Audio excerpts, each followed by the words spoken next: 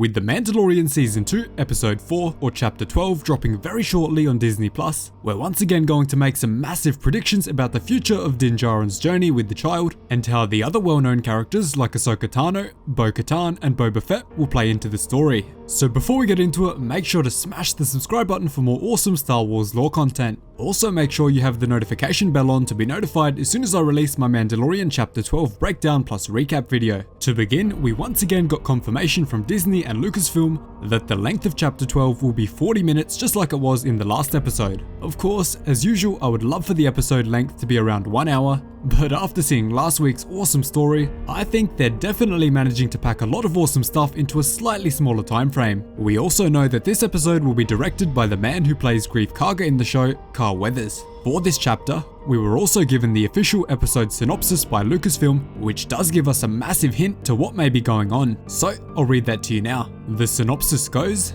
"The Mandalorian rejoins old allies for a new mission." So, as you can see, it's a very bland and boring description of the episode, but it does actually confirm a few big plot points that we pretty much knew had to come early in the season. First off, it unfortunately confirms that the Mando will not be visiting Ahsoka Tano in this episode, even after learning her location from Bo-Katan in the previous chapter, which of course was in the city of Caladan on the forest world of Corvus. I'd say it's very possible that we get a small tease or hint, maybe with a very quick shot of Ahsoka at the end of the episode, just like we got with Boba Fett on Tatooine, but we certainly won't be continuing her story just yet. We'll very probably be continuing that storyline in episode 5, which we know is being directed by Dave Filoni.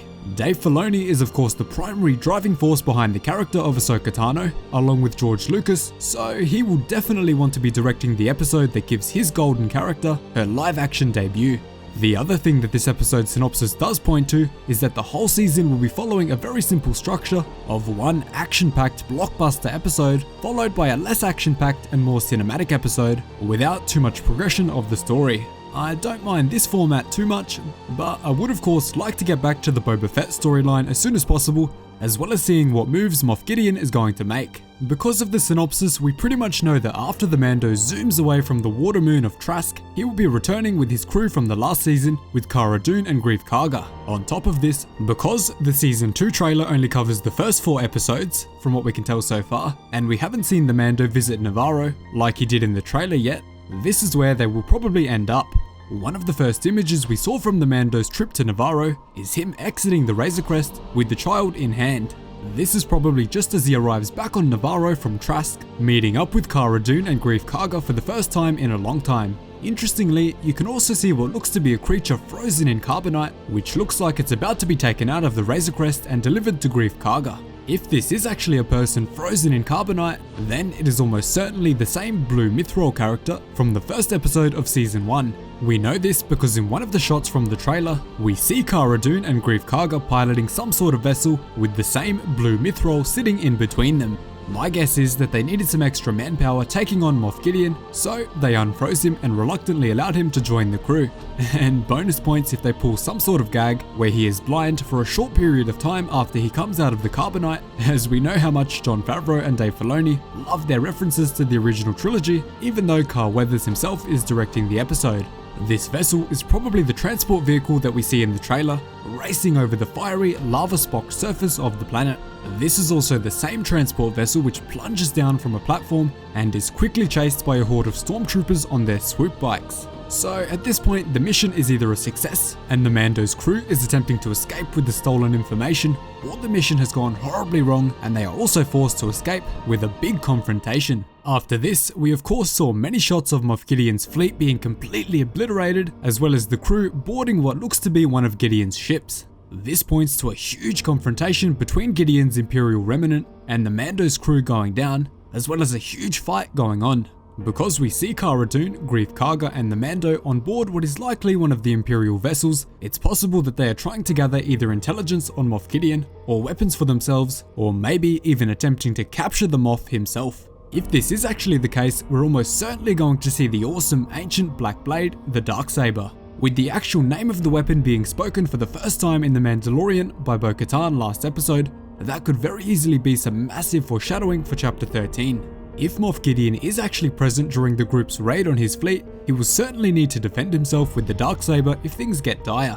Next, we also got an image of the Mando zooming out of a lava pit with his jetpack as multiple stormtroopers fire their blasters at him in a rage. This could be the Mando attempting to make an escape after failing the raid on Gideon's forces, or he could actually be chasing someone. Because of this, I'm going to make a wild prediction, which I don't think will come true, but I want to mention it as a fun possibility.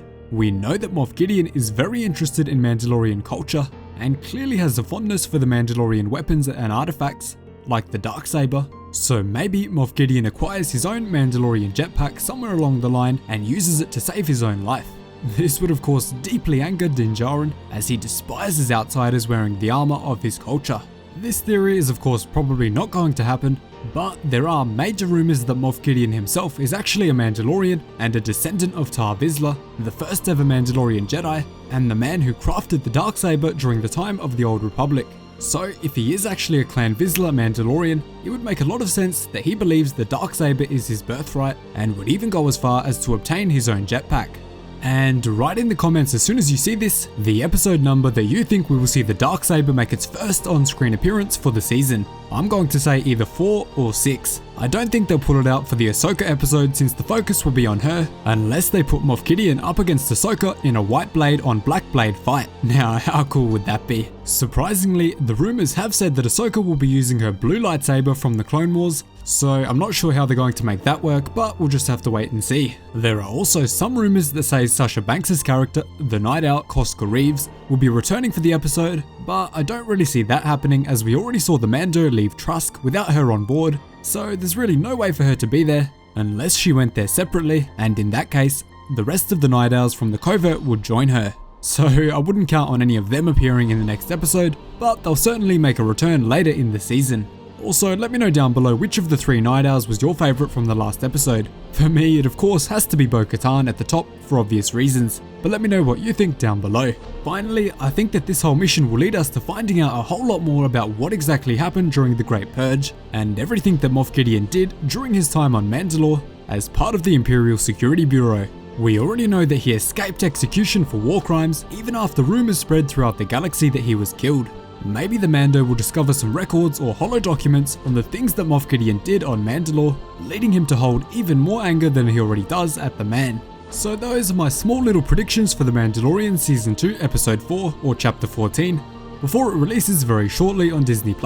Make sure you let me know down below what you think will take place in the episode, and if you think we'll get that long-awaited Ahsoka Tano reveal that we've all been waiting for. Make sure you're subscribed to be notified as soon as I release my Mandalorian Season 2 Episode 4 recap plus explainer video as soon as it releases on Disney+. Thanks so much for watching, I really hope you enjoyed the video. Cheers guys, hope to see you in the next one.